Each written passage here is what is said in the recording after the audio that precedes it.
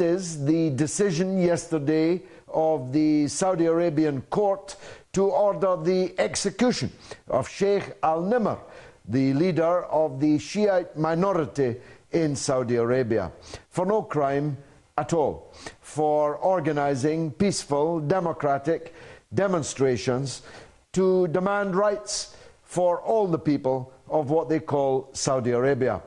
It's called democracy protesting, and in some parts of the world it would automatically attract vast sums of United States money and political and media support throughout the Western world.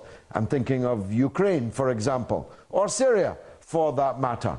But in Saudi Arabia, it's covered up, and its organizer is sentenced to death by beheading, don't you know? You know, the beheadings that so horrify Western journalists and Western political leaders when they happen just across the border in Iraq at the hands of those whose ideology is very close to the ideology of the ruling Saudi regime, namely ISIS. So I'm asking tonight, what would Sheikh Al-Nimr's execution represent? Well, Iran has appealed for the life of Sheikh Al-Nimr, demanded that the Saudi authorities halt this execution by beheading, and if they are denied that, if the execution were to go ahead, the first and obvious consequence would be an extreme sharpening of the contradictions between these two regional powers, Saudi Arabia and Iran.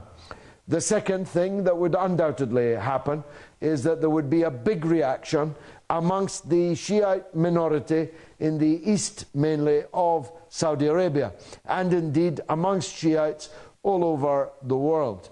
And the third thing that would happen is that it would cause further damaging division between Muslims in the Middle East and beyond.